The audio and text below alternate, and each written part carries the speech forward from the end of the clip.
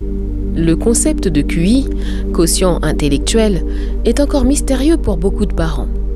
Ils lisent des articles sur des expériences et des méthodes destinées à accroître le QI d'un enfant et se demandent à quoi cela correspond. Si au lieu de QI, nous parlions d'aptitude de base à l'étude, le sujet serait sans doute plus clair. Donnons un exemple concret. L'an dernier, j'ai suivi pendant 6 semaines, au Club Alpin, un cours sur l'alpinisme et l'art de transporter son matériel à dos. Après ce cours, mon QI de camping en montagne s'en est trouvé considérablement accru, ce qui est une façon bien étrange de s'exprimer. Au contraire, si vous dites qu'à la suite de ce cours, mes aptitudes fondamentales à assimiler le camping en montagne se sont trouvées augmentées, cela paraît plus compréhensible. On saura que j'ai acquis des notions de base telles que lire une carte, se servir d'une boussole, grimper et construire un abri dans la neige. Les tests d'intelligence ou de QI indiquent en effet si un enfant réussira ou non en classe pour la raison suivante. Les tests d'intelligence donnent une vision d'ensemble des aptitudes de base que l'enfant a acquises. Plus le répertoire de ses aptitudes est grand, plus le QI est élevé. Et plus sont grandes les chances de succès. L'enfant qui entre en maternelle ou en première année d'école primaire avec un bon répertoire d'aptitudes à l'étude apprendra plus facilement que celui dont le répertoire est restreint et réagira plus positivement à ce que dit la maîtresse.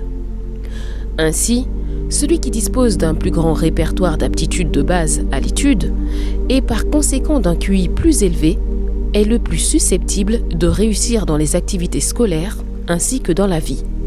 Souvenons-nous que ces aptitudes peuvent s'apprendre.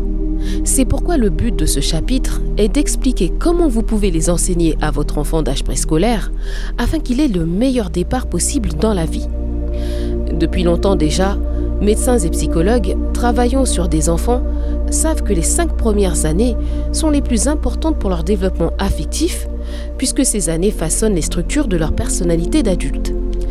Mais des expériences montrant que ces 5 premières années sont aussi les plus importantes pour leur développement intellectuel sont beaucoup plus récentes.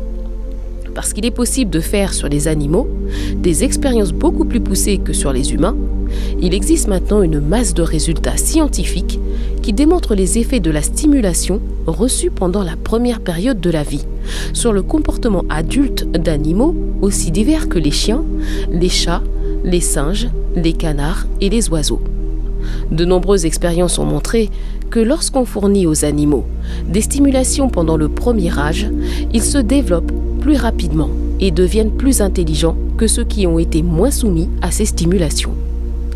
Des travaux menés à l'Université de Californie à Berkeley par une équipe de 2 psychologues, un biochimiste et un anatomiste ont montré que un milieu enrichi pendant les premières semaines de la vie chez les rats blancs peut non seulement faire des animaux adultes capables de mieux résoudre les problèmes à leur niveau, mais peut effectivement modifier les caractères anatomiques et chimiques du cerveau de ces rats. Le docteur David Kresch, professeur de psychologie, nous décrit ainsi l'une des expériences courantes faites par son équipe de chercheurs.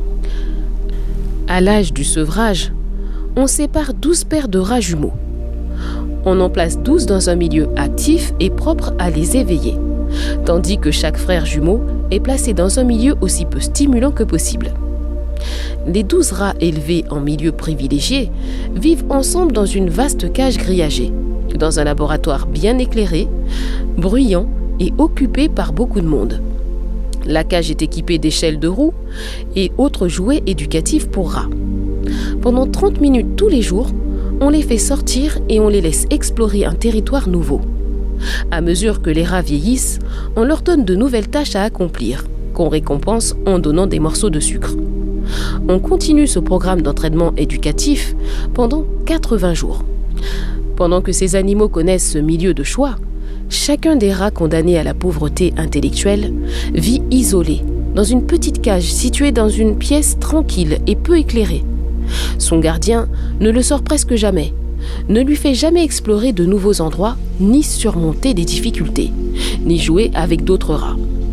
Tous les rats des 2 groupes reçoivent par ailleurs la même nourriture normalisée en quantité illimitée pendant toute la durée de l'expérience.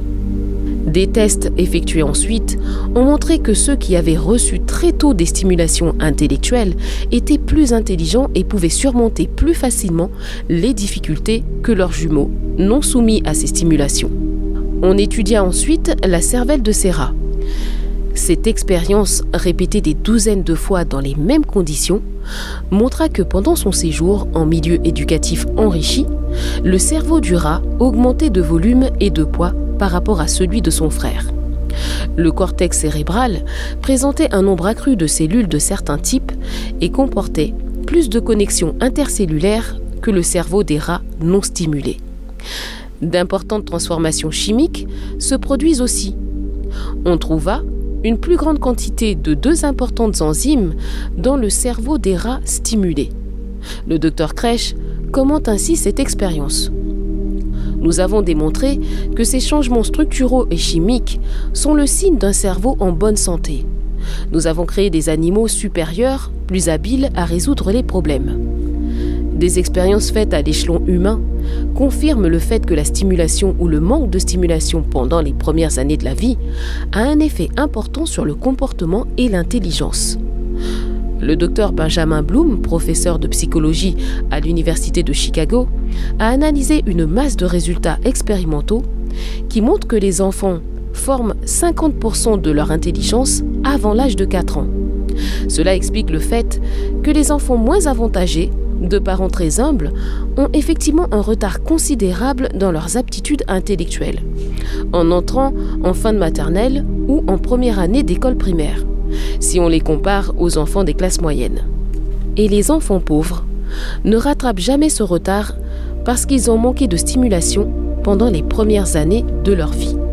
C'est pourquoi un nouveau programme scolaire tente de donner à ces enfants assez de stimulation intellectuelle pendant les premières années afin qu'ils ne soient pas victimes d'un retard irrécupérable pendant leur carrière scolaire. Que signifient toutes ces expériences pour votre enfant ? Que plus vous saurez lui donner de stimulation intellectuelle pendant les premières années de sa vie, sans faire pression sur lui, ni le forcer, plus il deviendra vif et intelligent, et plus son QI, à l'âge adulte, sera élevé. Comment apprendre à votre enfant à penser ? À suivre. À bientôt.